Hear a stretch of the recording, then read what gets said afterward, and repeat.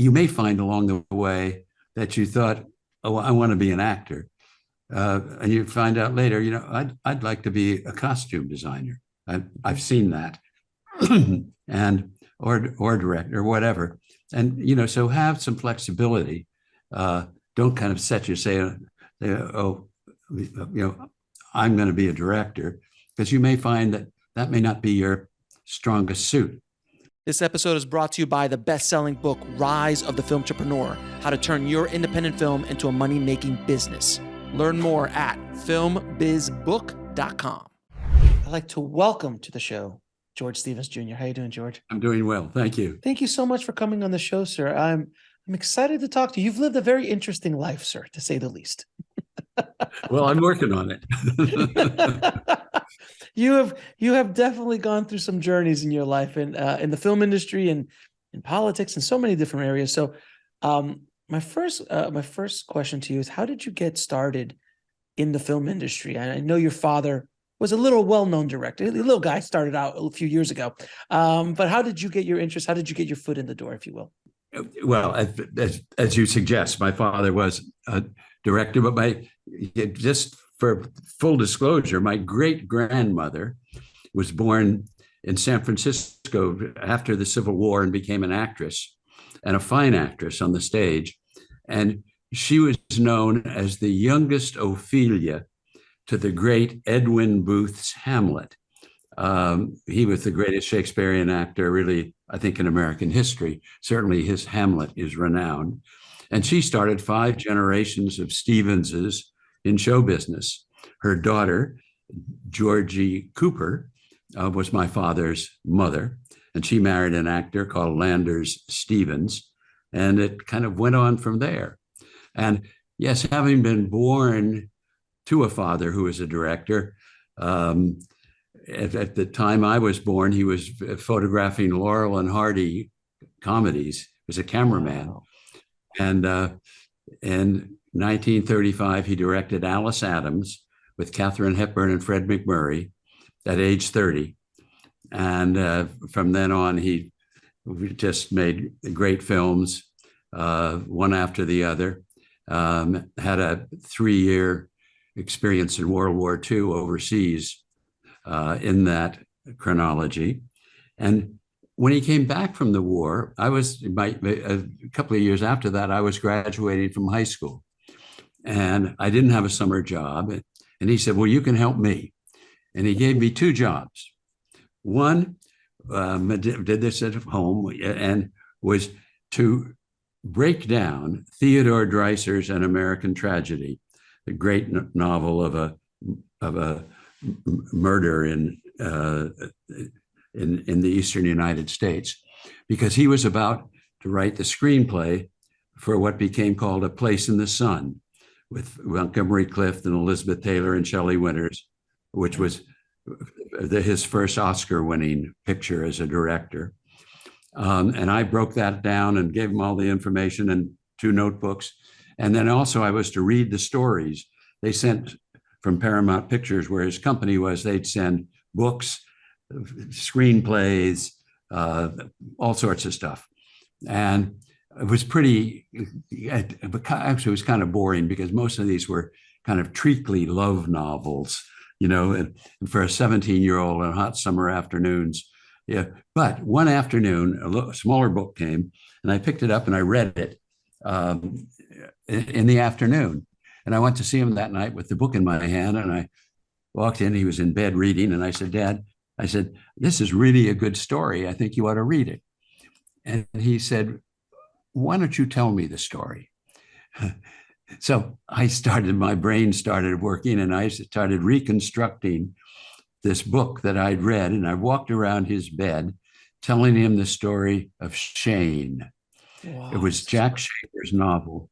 And, I could get more interested in that, a little boy with this gunslinger he admires. And then the next summer, I was in Jackson Hole, Wyoming, with my first job on a movie set. I was what was called company clerk, which meant I kept track of stuff. But I was right near the camera, and I did not know it was going to be a classic film. Shane is celebrating its 70th anniversary this year. So it was 71 years ago that I was in Jackson Hole and watching Alan Ladd and Van Heflin and Jean Arthur and this little boy from New York who'd never been west of New Jersey. And Jack Palance, who came, it was his first major role. And so I was there.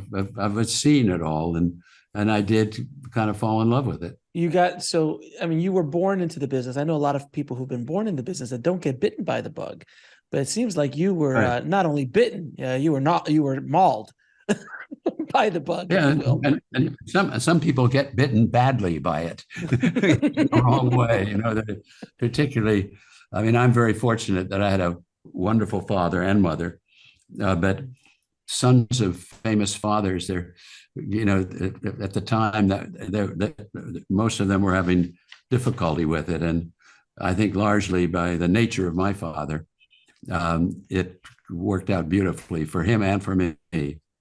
We became partners and did things together later. Now, you also worked on as a PA on a bunch of your father's movies. One specifically was a little film called Giant. What was it like being on set, watching Elizabeth Taylor and James Dean? And what's the biggest lesson you pulled from being on the set of such a classic film like that?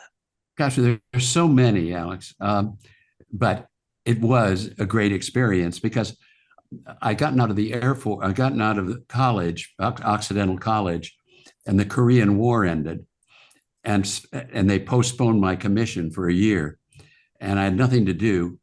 And at that very moment, or just a couple of months before, Dad had acquired the novel Giant and made a deal with Warner Brothers to make it. So I spent 9 months with him and two writers in his living room working on the script of Giant. I obviously as a junior partner observer for the most part, but you started to learn about film structure. And then one night, then I went in the Air Force, and when he started shooting, just before I was in Los Angeles, and he said, I want to go show you a movie. So my mother and dad and I went to Musso Frank's on Hollywood Boulevard, and then across the street to the Egyptian Theater, and saw Elia Kazan's East of Eden. Oh. And the reason he wanted me to see it was that this young actor, never seen before, comes on the screen and had this way of kind of walking and these hooded eyes. And it was James Dean. And Dad was considering casting him in the role of Jet Rink, who in the book was described as this sort of burly big fellow. But Jimmy Dean was shooting Rebel Without a Cause at Warner Brothers. And he kept hanging around Dad's office because he knew about Giant and he wanted to be in Giant. And though he was very different than Jet Rink had been imagined, Dad thought he was a kind of a once in a lifetime talent and gave him that role. And when you think about it, the three stars, Rock Hudson was 28. These actors all went on to play in their 50s, with gray hair. Elizabeth was 23 and Jimmy Dean was 23. Oh. And for what it was worth, I was 23. But to watch this work go on, being in the Air Force, I flew to Virginia to see the film shot in Virginia, where the film begins, where Elizabeth Taylor is the daughter of this man with a great stallion, War Winds, and Rock Hudson comes from Texas to buy War Winds, and they fall in love very quickly, et cetera, et cetera. So I was there, and then I would fly into Marfa, Texas, and then I would be on the set. And there were lots of experiences. A sad experience. I was on the set very late in the picture. Jimmy Dean had finished all of his shooting, right. And he had agreed not to drive. He had a little race car, and he'd agreed not to drive it while the film was going on, because if he broke his leg, everybody would be out of work. He understood that, but he'd finished shooting, so he bought a Porsche Spider. I think a Porsche Spider 500 it was called. Yeah. And I was on the set one day, and Jimmy walked in with his kind of tinted glasses and told me about the car. And he said, "You want to ride?" So I walked outside the big sound stage at Warner Brothers with all those, narrow roads. You've seen pictures if you haven't been there. And this little gray roadster sitting on the ground seemed so tiny. And we got into it, and he revved it up, and we drove through the studio lots. Thank God a prop truck wasn't coming, or a studio policeman, and came back, parked, and he said, "What do you think?" And I said, "Well, it's pretty good, pretty good." Well, now, of course, the sad part of the story is that two weeks later, Jimmy had told my father he was going to ship the car up to Salinas from Los Angeles, where he was going to be racing. And but on the morning of the day, he decided not to ship it, and he and his mechanic got in the car, and Jimmy drove it up, and they had that accident on the Pacific Coast Highway. And Jimmy was really he was a complicated guy, but he was talented and fun. And I think he had plans to become a director. But it was such a tragic loss. And it is strange how, this is 65 years ago, Giant, how his memory lives today. Oh, without question. I've been at the observatory. I've seen the plaque there and the statue of James Dean. Yeah, Rebel, with those movies, Giant, Rebel, and East of Eden. It is one of the tragic stories of Hollywood history, without question. Yeah. What else could have been? What else could he have done if given the opportunity? It was pretty brilliant. He was by then 24, had a whole life ahead of him. You asked about a lesson on Giant, and one that might be interested to your filmmaker listeners. We were editing the film. I was now out of the Air Force, and 3 hour and 20-minute film, Giant. Yes. We premiered it at the Turner Classic Movies Festival last year. Steven Spielberg and I introduced a restoration of it. And that film plays, to see it with an audience all those years later, and they are just with it every minute on the big giant IMAX screen. It's a film about an independent woman.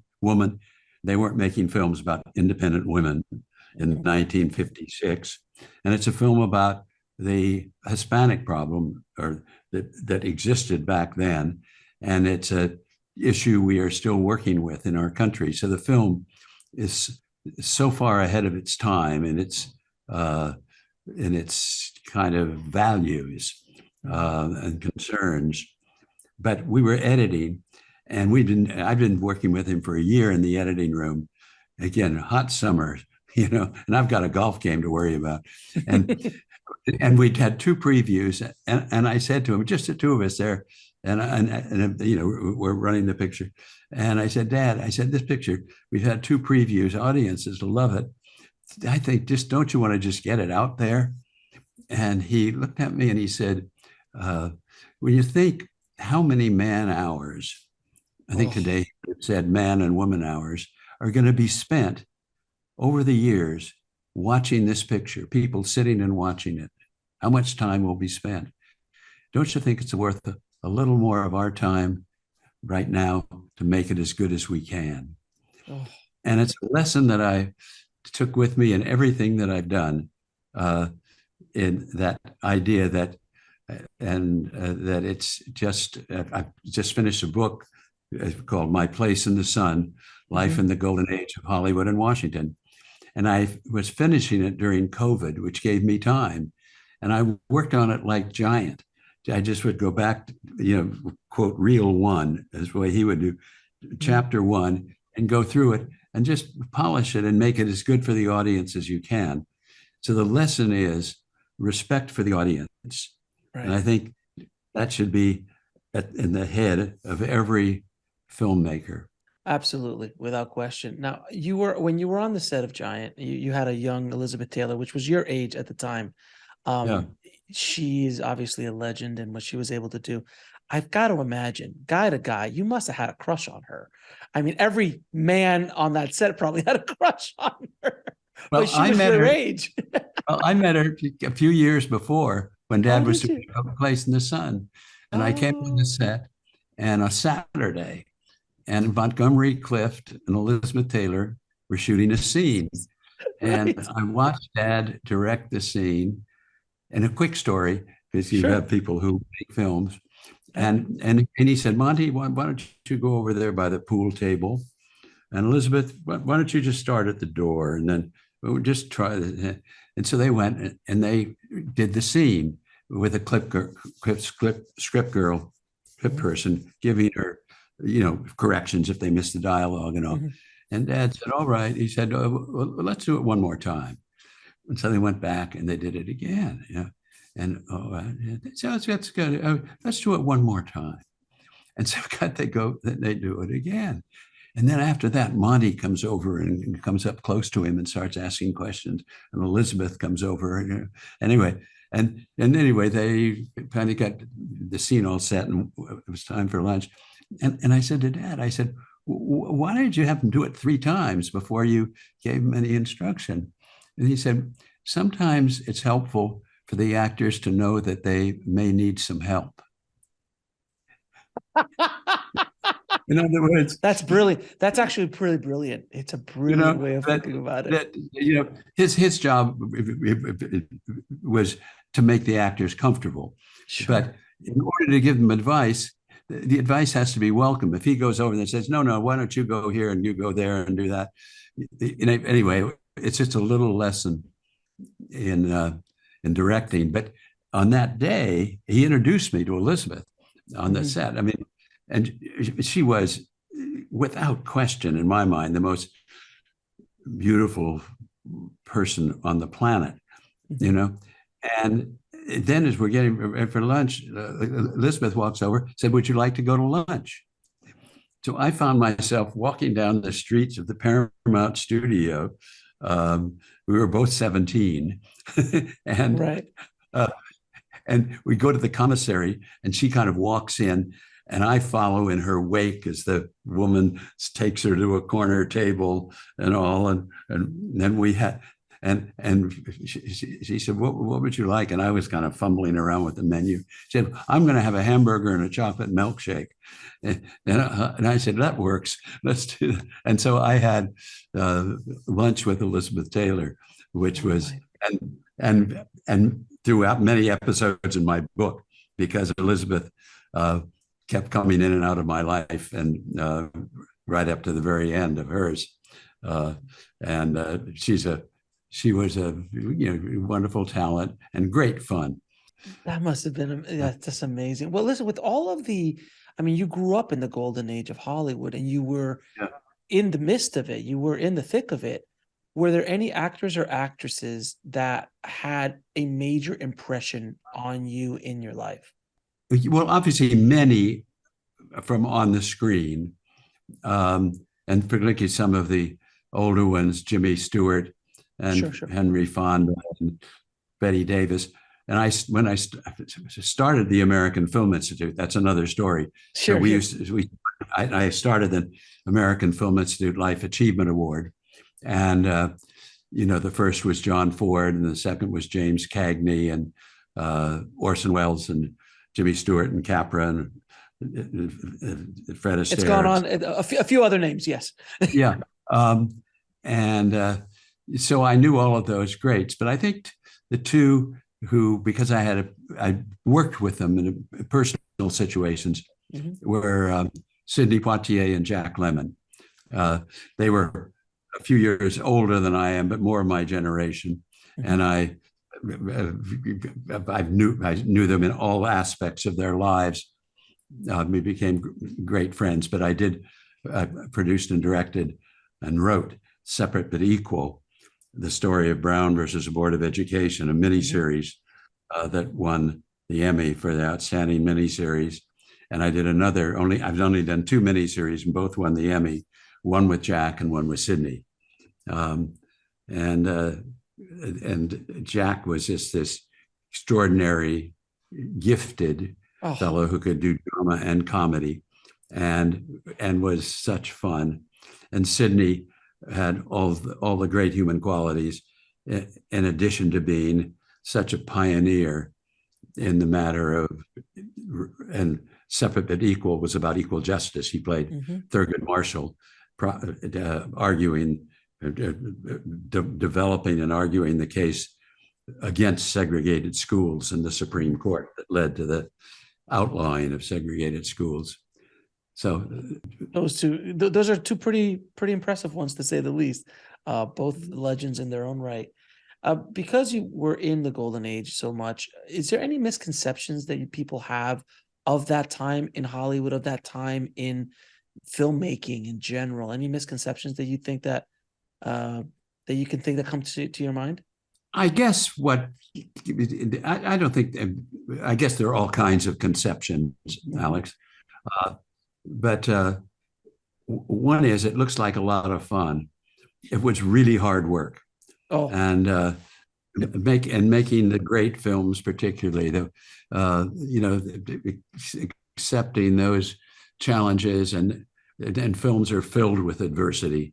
If something's going to go wrong, and if you're talking from the director's standpoint, how do you deal with adversity?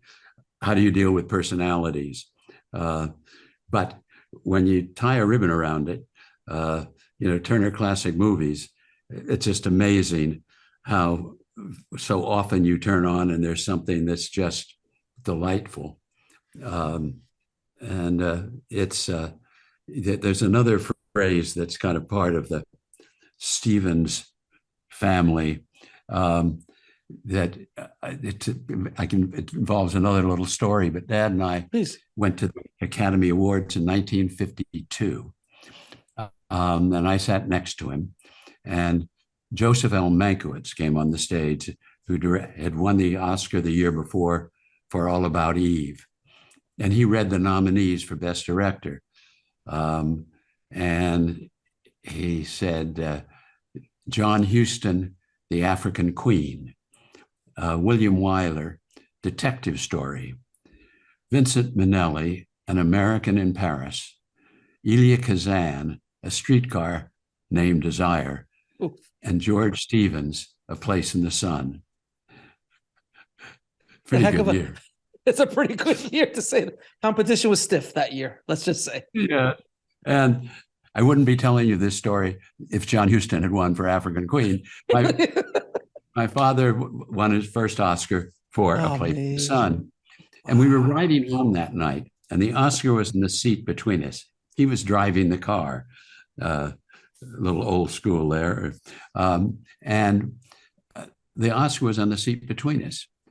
And for some reason, he looked at me and he said, he said, we'll have a better idea what kind of a film this is in about 25 years. Now, this is when movies came and went. There were no Cinematheques, there was no DVD, there was no streaming. But he, having grown up in the theater and having read the great plays, understood that the important thing about a film was, would it stand the test of time? And he did not know that the 17-year-old sitting next to him would one day be the founder of the American Film Institute, which is based on the idea of movies that last and the test of time, or the Kennedy Center Honors, which is about artists whose work stands the test of time. But it is also like respecting the audience. This idea of the test of time is kind of how I frame my appreciation for my own work, for the work that I value and treasure. Now, how did you? Since you brought up the AFI, which is obviously a legendary institution, a film institution, one of the greatest film schools ever to be created, as well as the honors that you created, Lifetime Achievement Award, which I watched every year when they came out. I started in the 80s when it started to come out, and I remember Clint and Marty and Steven and Jack and these guys. There was just so much fun, especially when Robin Williams showed up. or Jon Stewart. Or Rickles. I mean, destroying Scorsese, which was in the way only Rickles could do. Yeah. So how did you begin, and what caused you to begin to create the AFI, which is pretty, audacious goal to start with? Well, I after Giant, I worked with my father. I started directing. I directed Peter Gunn, Alfred Hitchcock Presents, those kind of shows. And then I went to work with my father on The Diary of Anne Frank.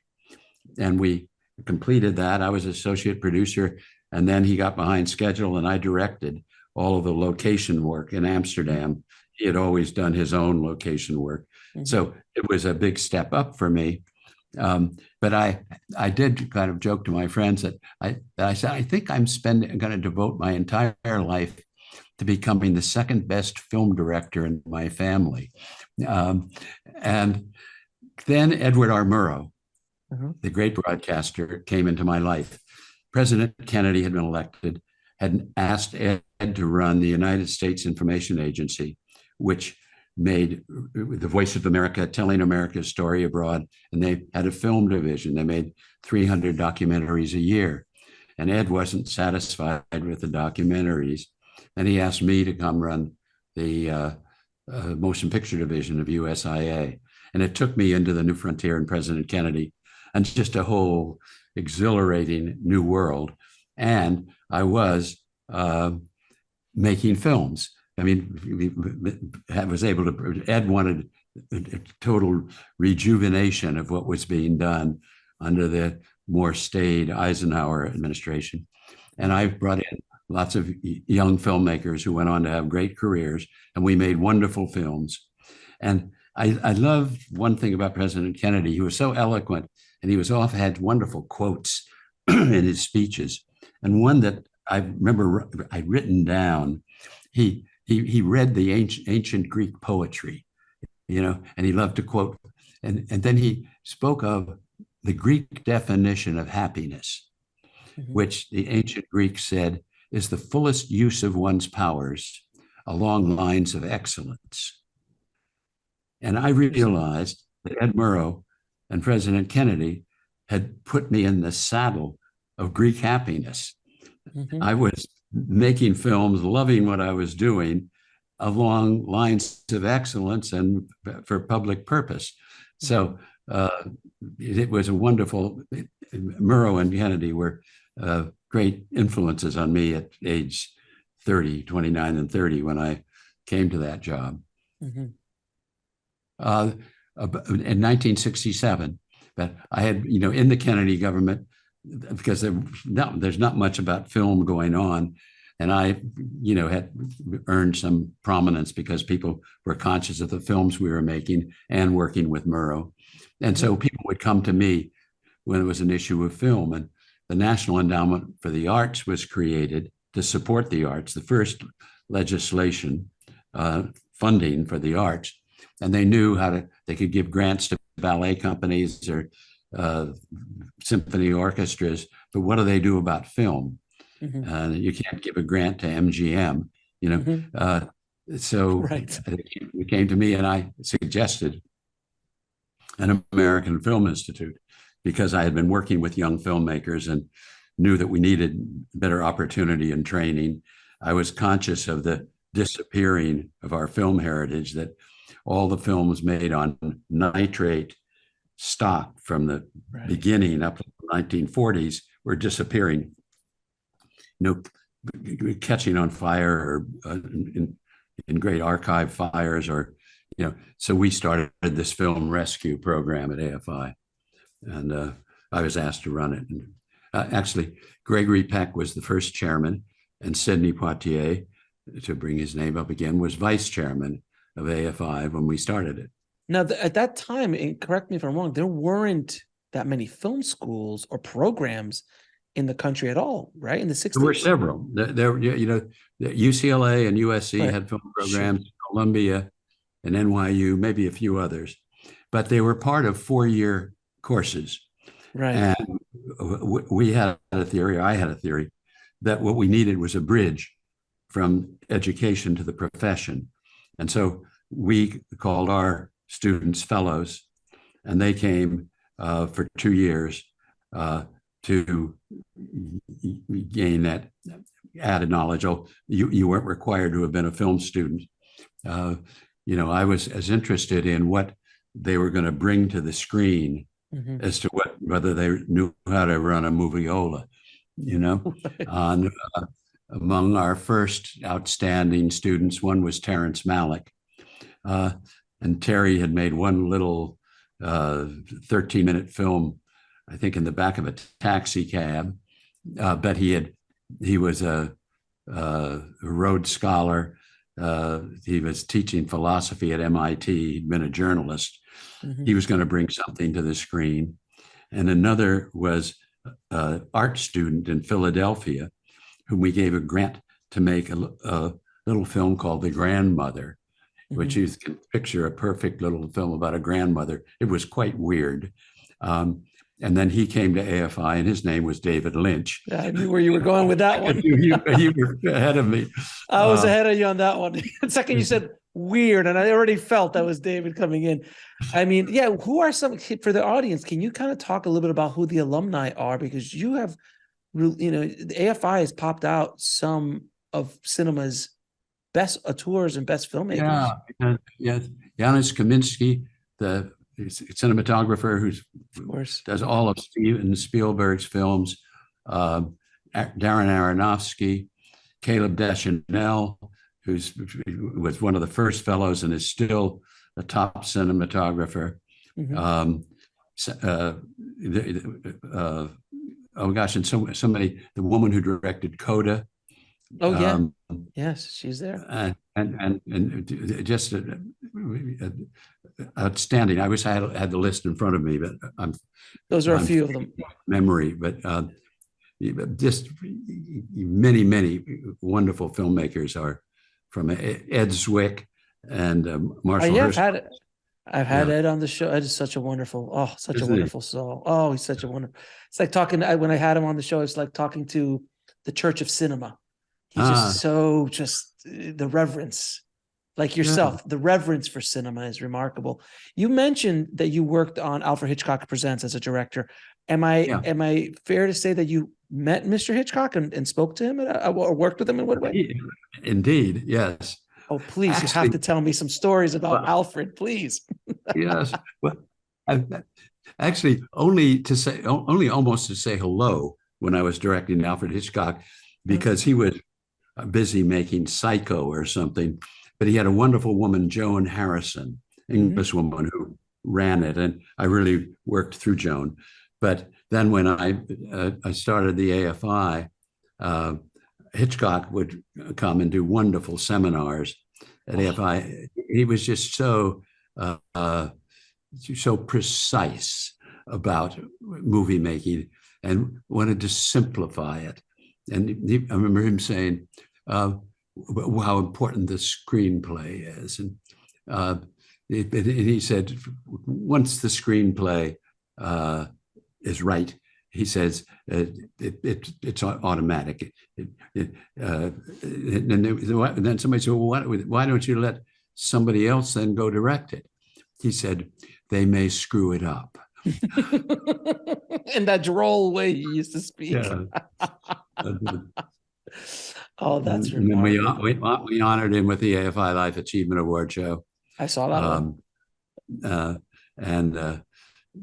He was very much at the end of his career. He died the next year, but he is what you see is what you get with Hitch. That's amazing. That manner and attitude is who he is. As a director, we all go through times that we feel like the world is going to come crash down around us on set during a production. What was that, out of all the projects you've been on or been on your father's set or your set, what was the biggest calamity or obstacle that came across, and how did you overcome it in the day? Gosh, I've been trying to think of my father's films. They were so frequent that this is not right in the line, but I'll tell you a story of his and a story of mine. Um, the day we were going to shoot the scene where Jack Palance guns down Stonewall Tory in front of Grafton's Saloon in Shane, which has to be one of the three, I don't know what the other two are, most famous gunshots in films. The Dad had this idea of he wanted a muddy street, and he was looking for clouds up there in the Tetons, and he got there, and it was a Saturday, and they hadn't gotten it. They've watered the street, but it was not, and he did not, and he was willing to send the whole crew home for Saturday, bring them back on Sunday, and he said, "Get water from the river. I want this street flooded." And if you remember, Stonewall Tory, the little Southerner, when he gets off his horse and starts walking toward the saloon where Jack Palance is standing on the boardwalk in front of it, he's sliding through this mud. His footsteps are so unsteady. But for Dad, that was a disaster. He knew how important that scene was to him. He decided to send the crew home at whatever cost and bring them back the next day, because that scene had to be perfect. When I was working with Sidney Poitier, and this is more personal, I had been doing a lot of stuff since Peter Gunn. I'd founded the AFI, Kennedy Center Honors, this and that, and for actually Separate but Equal was the first time I'd been directing. I'd produced and written The Murder of Mary Fagan with Jack Lemmon, which won the Emmy. Now I'm doing this. And I hadn't, but Sidney believed in me, loved the script. Both Jack and Sidney refused to do television, but based on scripts I handed them, they agreed to do television in these instances. And we were filming a scene. Sidney has been down in the South and seen the trouble there, and has gotten people in Clarendon County, African Americans, to agree to file a suit that would become part of the Brown versus Board of Education legal case. He comes back up to New York, where the NAACP Legal Defense Fund law offices are. He comes in late. Several of the lawyers are playing poker and Sidney comes in, puts his stuff down, comes and sits down with them and plays a hand of poker before telling him what the story is in South Carolina. I hadn't seen the comedies that Sidney had made with Cosby, were really great stuff. And Sidney started doing some kind of comic stuff that it wasn't what I was expecting. And I kind of said cut and asked him to change the lighting, made an excuse, and kind of walked around it. Only place we could find was a storeroom with lights and junk and everything. And I walk in with Sidney, and there's just the two of us. And I said, Sidney, I'm not quite sure what we're doing in this scene. And I don't think I phrased it very well. And that wonderful face looked at me with those eyes. And he said, well, what is it that you want done in this scene? And I saw this whole thing falling apart. It's at the first kind of direction I give him, and I just stood there and we looked at one another, and I don't know where it came from, but I said, I see Thurgood Marshall as a man with secrets. Sidney says, when that is what you want, say that word. We went back to work, and we never had a false moment the rest of the way. But that's beautiful. It's I look back on it thankfully. If I'd faltered there, it could have been uncomfortable going forward. Right. It's really interesting. That's such a great thing, because each actor is his or her own world, and they work in a very specific way. And it's really interesting because if you have 2 or 3 or 4 actors in a scene and they all are working in different styles and different ways, as a director, it's difficult you can't just do a broad direction. You got to do this to that one. That one's being method. Right. That one's not being method. And And let's not even get into the Mhm. personalities and egos of the situation. It's a Yeah. very interesting job directors And, have, and, isn't a, it? and, a, and, a, and a very good rule of thumb is if you have something difficult, I mean, if it's everything's fine, but if there's something and you want to address something with one actor, uh, if, if things are difficult and you want to address something with one actor, kind of break it up and then quietly take the actor aside and talk to them one-on-one. Yeah. You don't want to embarrass an actor or in front of the other actors, or Right. then they might feel they have to dig in or justify themselves. So private attention to individual actors is very important. Now, with all the professional accomplishments you've had in your life, which is the one that you are the most proud of? Gosh. Well, I'll pick one for you. Please. It's a film called George Stevens, A Filmmaker's Journey. I made it shortly after my father's death, and it's a film biography of my father. And I'm pleased to say that some friends and colleagues and some strangers say that it's the best documentary about a filmmaker ever. And it was so important to me. And I am so happy that I applied those rules that I learned from him. Just work on it until you get it right, and to respect the audience. Let the audience bring something to the film. And that film is going to celebrate its 40th anniversary next year. And it was on Turner Classic Movies a few nights ago. And I think your audience, particularly people who are interested in filmmaking, it's called George Stevens, A Filmmaker's Journey. It's on the Criterion Channel. I think it's on HBO Max, or there are ways to see it. And I was able to interview, Jimmy Stewart and Henry Fonda and Katharine Hepburn and Warren Beatty and directors, Huston and Mamoulian and Capra. It's for a film lover. It's or even a smorgasbord. Yeah. It's a smorgasbord without question. If you could go back in time and give your 17-year-old self, who's just finished having lunch with Elizabeth Taylor, some advice, what advice would that be? Well, gosh, it's pretty plain, but find something to do that you love. That's that. And if it's making movies, be prepared for a tough road. I know you on your show are often exploring with people, how do you get somebody to look at my movie, pay for my movie, read my script?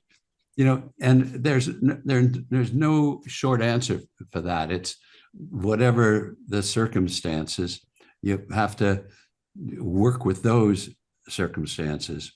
But to stick with it, and you may find along the way that you thought, oh, I want to be an actor, and you find out later, I'd like to be a costume designer. I've seen that, and or director or whatever, and so have some flexibility. Don't kind of set your say, oh, I'm going to be a director, because you may find that may not be your strongest suit. So kind of determination and flexibility, and always to be reminded, once you get some control, and gaining control over your work, if you're a director, is very important and very hard to achieve. But once you have it, respect the audience. I remember my father saying, and it's from another era, but he made these wonderful pictures of the early 40s, Woman of the Year, the first Spencer Tracy picture, Joel McCrea and Jean Arthur in The More the Merrier, Cary Grant and Jean Arthur and Ronald Coleman. There's just so many pictures. But he talked about, they would open in the RKO City Music Hall, which has 5,000 seats, a picture of him in front of it when Penny Serenade was opening, a picture we showed at the Turner Classic Film Festival last week with Irene Dunn and Cary Grant.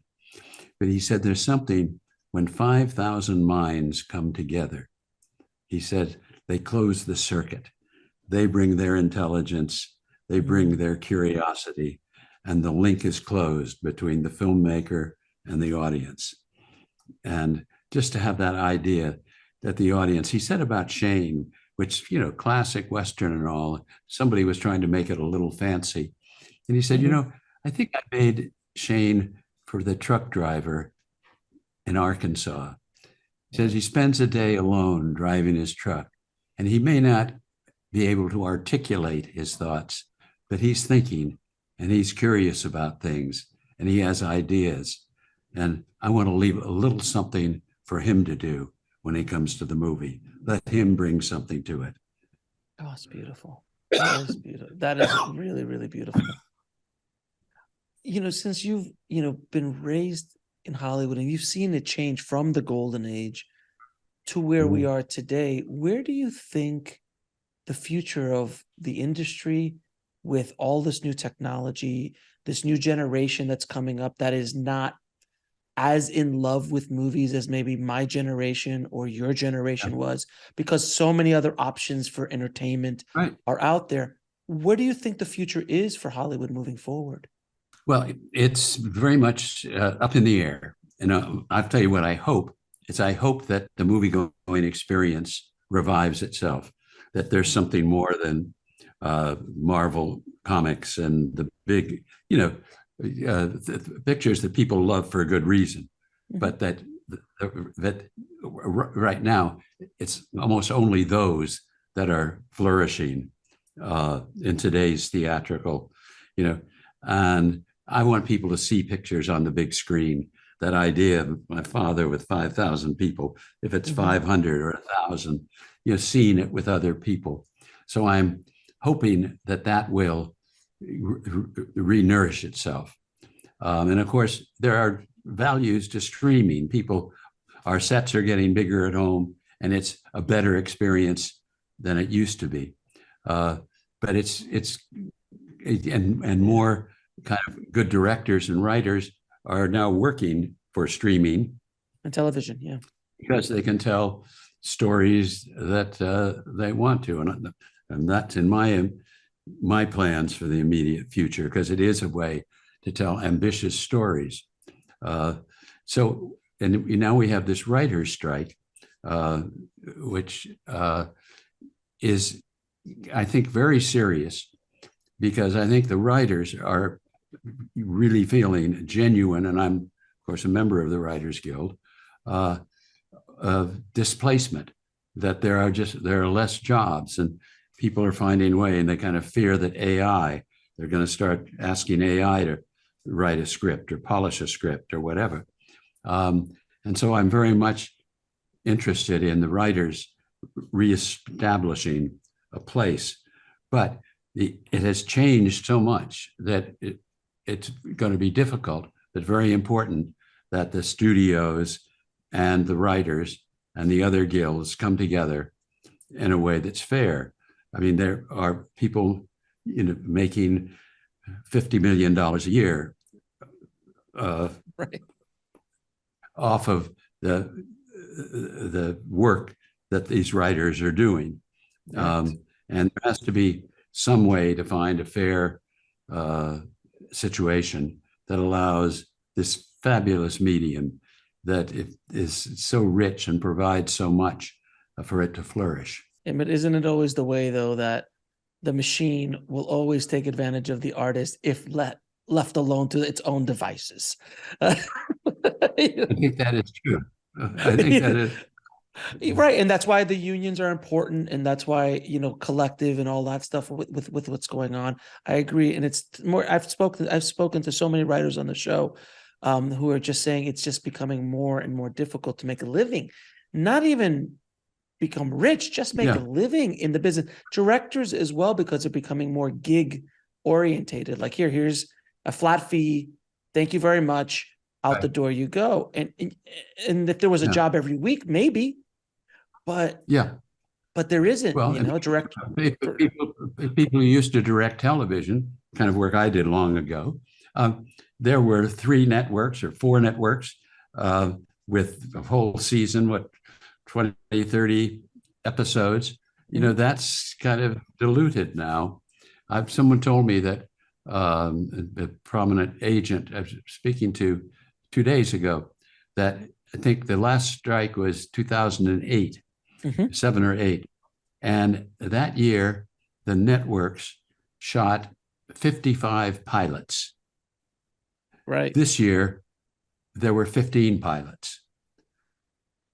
So, it's all changing. And I hope there's some smart enough people sitting at the top and working for the unions that can find a balance that's going to, as I say, nourish this medium that we all love so much.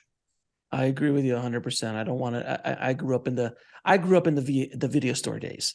I worked in a video store, and that's where I fell in love with movies. Really? And that's where I was in high school, and I rented movies, and that's where I discovered Giant, and because I could see them all, and I just started, and that's where I fell in love with movies and decided to become a director. But I worked in a movie theater, and movies, I remember my first movie in the theater and things. But my children don't. Like, I've taken them to the theaters, but they're just like, it's nice, but it's not as important.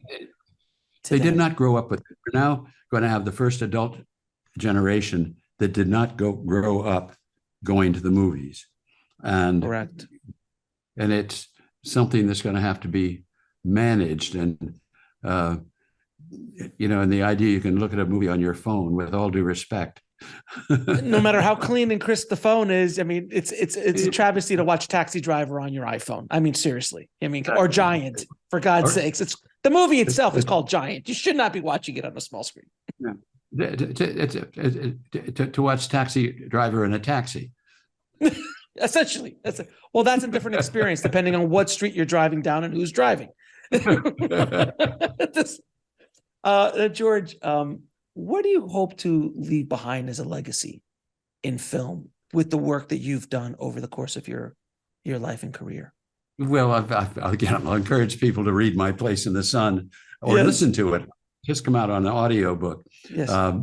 It's hard for me to recite, but I've from my standpoint, I've loved being involved in it, and kind of aspiring all the way. I really did kind of set for myself a standard of excellence, and perhaps made a few mistakes along the line, but every time I did it, it was aiming high, and I'm pleased that so much of it, people are, I feel good that this film I made about my father 40 years ago, that it's still there and looking great. We've restored it. And so that test of time, I'm a respect the audience, test of time guy. It's such a beautiful place to be, my friend. I'm going to ask you a few questions I ask all my guests. What advice would you give a filmmaker trying to break into the business today? Well, I spoke about it before, but I'll.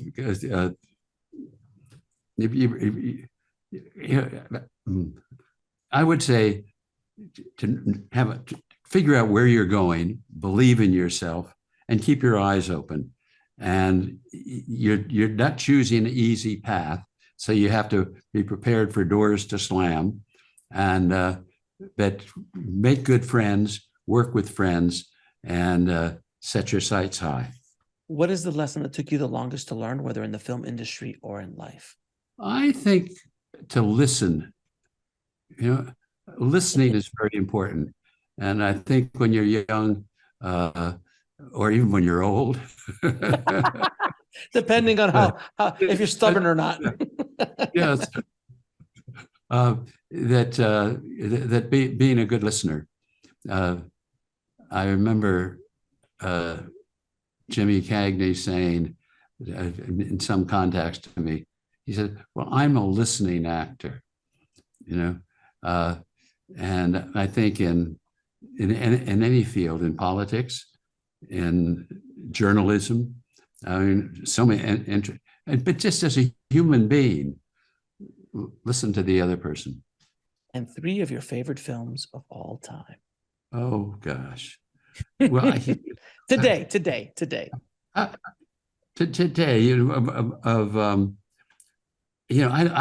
like Christopher Nolan's work. I loved Sarah Pauli's Women Talking. It's a beautiful film. There's just so many. So a third, I think I'll just say, because it's 70th anniversary, Shane. Great answer, my friend. And where can people find out about your new book, and where can they purchase it?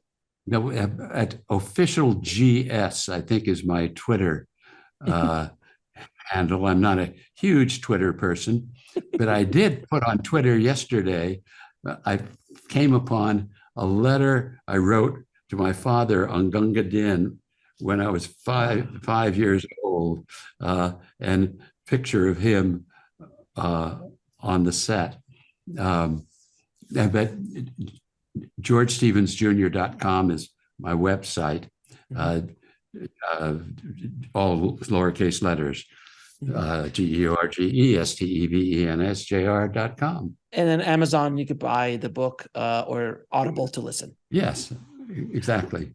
George, it has been an absolute pleasure and honor speaking to you, my friend. Thank you so much for not only sharing your journey and your knowledge with all of us, but also for everything you've done for the film industry and for the arts throughout your life. So, my friend, I appreciate you so much, and thank you again. And for many more things to come in your future, my friend. Thank you. Well, Alex, I enjoyed talking to you. I felt I found many shared values with you, and that's always a nice conversation.